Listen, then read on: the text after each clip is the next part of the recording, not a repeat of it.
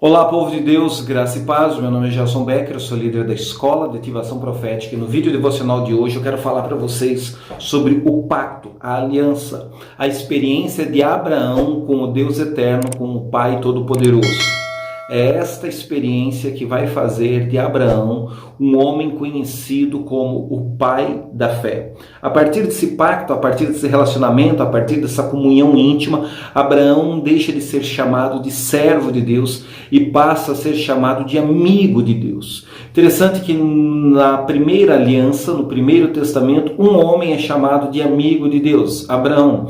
E na nova aliança, no segundo pacto, Jesus fala para todos os seus discípulos.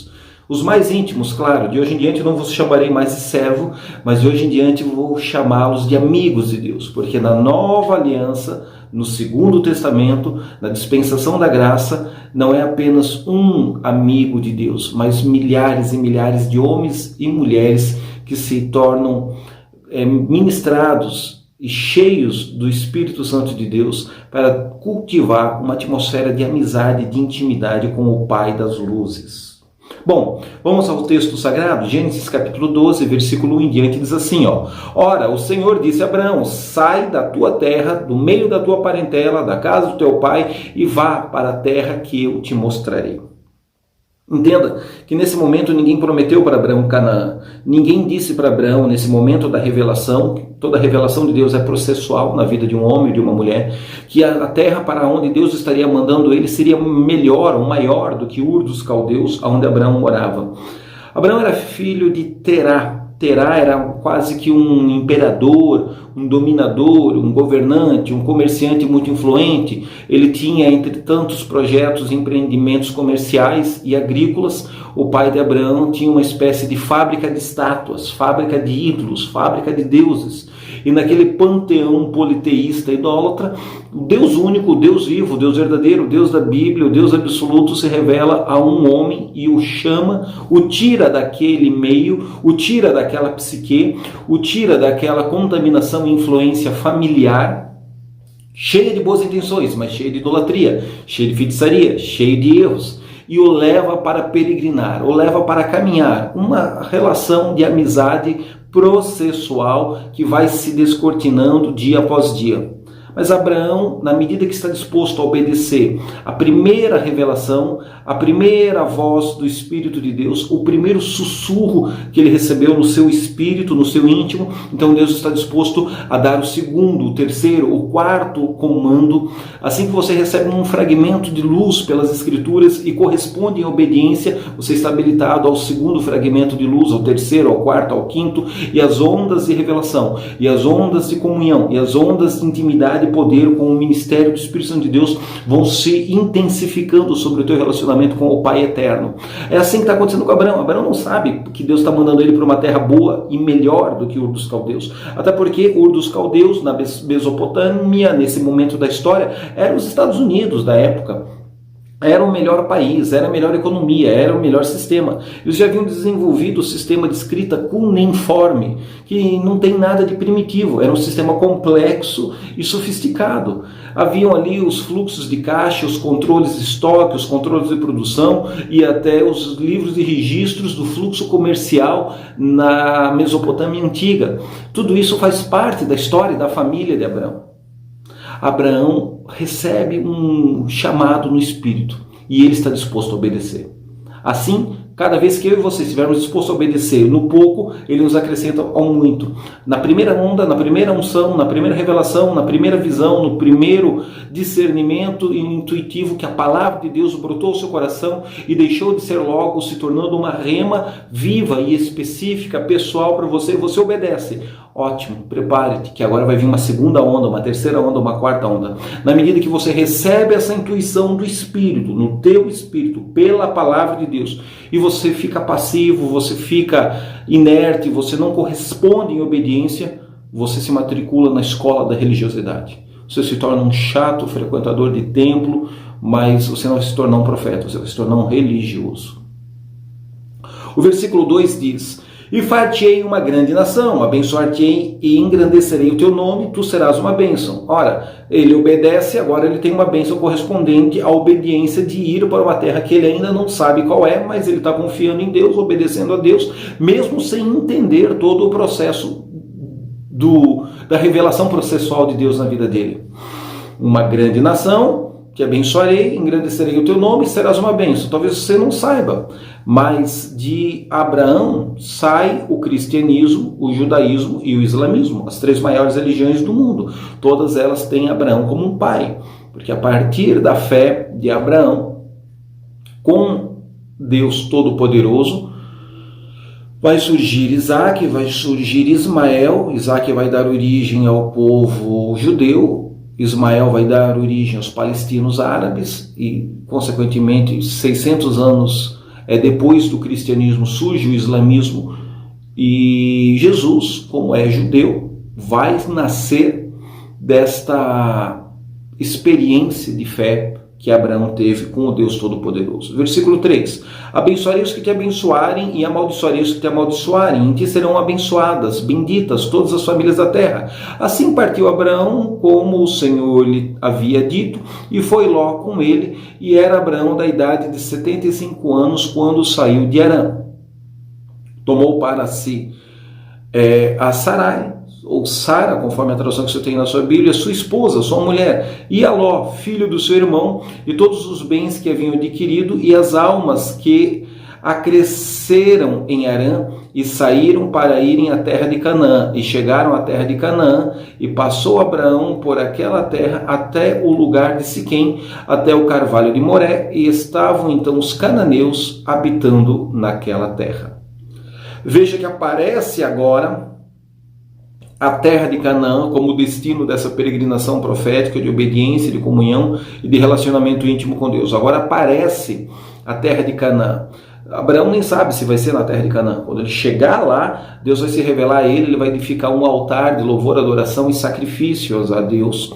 E você vai ver que essa peregrinação de Abraão é uma demarcação de território e um marco profético de levantar altares e oferecer sacrifícios ao Senhor em diversos pontos da geografia da Palestina, que mais tarde, na 4ª geração, Josué vai passar a espada na garganta dos amoreus para tomar posse dessa terra.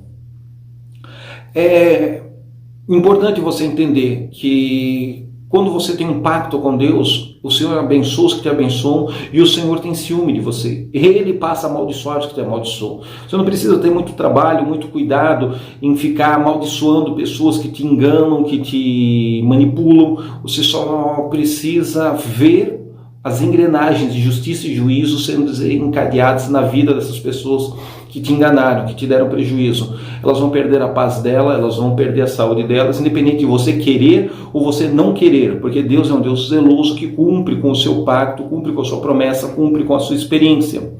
Mas de todo esse texto que nós lemos, o importante dizer é que Ló está indo junto com Abraão meio que de lambuja nessa experiência profética. A experiência é de Abraão com Deus. Ló, não é pecado levar Ló junto, mas também não é uma direção de Deus levar Ló junto. Mais adiante vocês vão ler nas Sagradas Escrituras que os empregados de Ló, as almas que faziam parte da equipe de funcionários de Ló, vão brigar com os de Abraão e cada um vai ter que tomar o seu rumo. Abraão vai ter que lutar contra reis e resgatar Ló, porque Ló foi assaltado, foi sequestrado.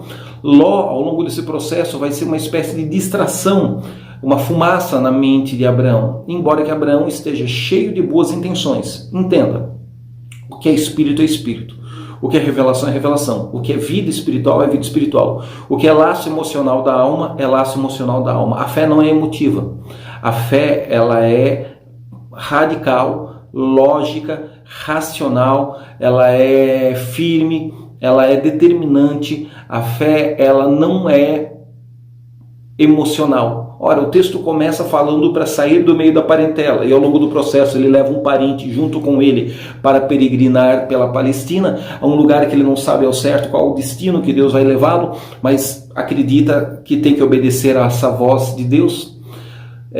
Terá é o pai de Abraão. Abraão tem 3 irmãos. O irmão mais influente de Abraão é Harã.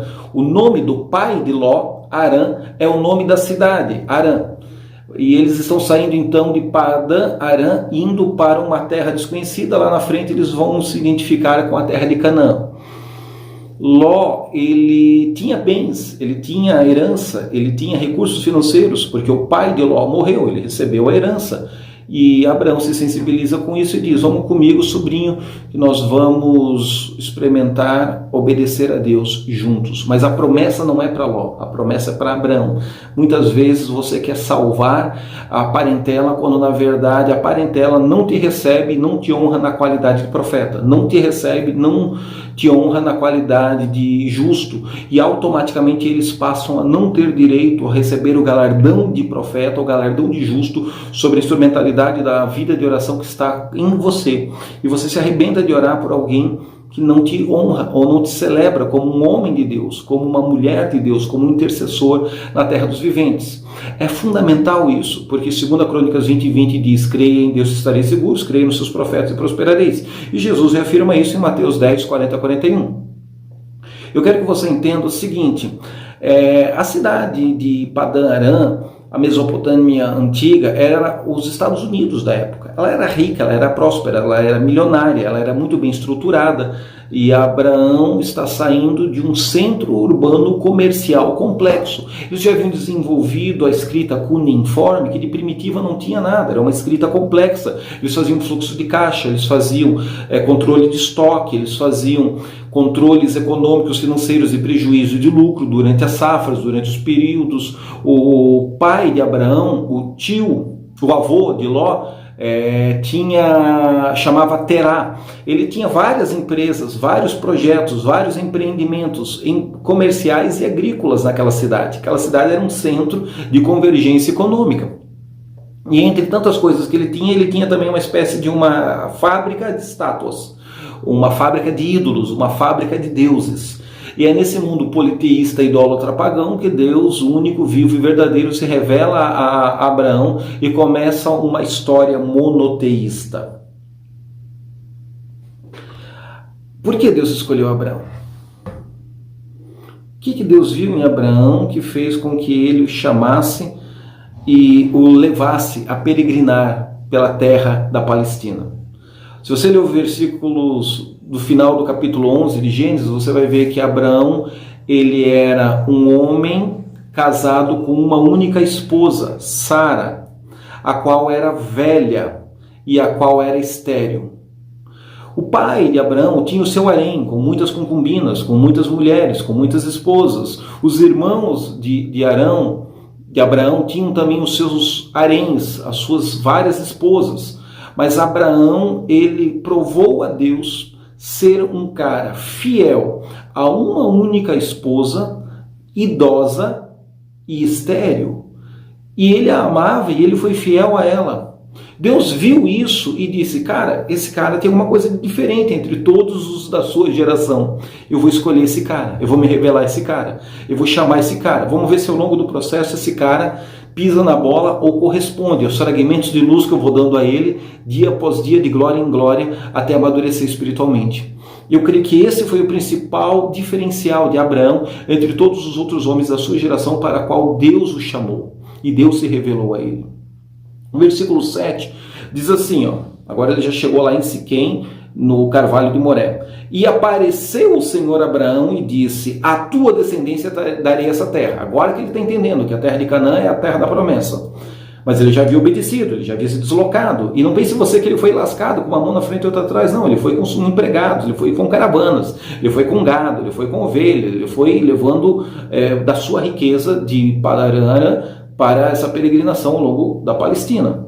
E edificou ali um altar ao Senhor que lhe aparecera, e moveu-se dali para a montanha ao lado oriental de Betel, e armou a sua tenda, tendo Betel ao ocidente, que é o oeste, e a cidade de Ai ao oriente, que é ao leste. Ai é aquela cidade que mais tarde Josué vai perder para o minúsculo, ínfimo, insignificante exército de Ai. É esse mesmo território que Abraão está com a sua tenda ao lado oriental, ao lado leste.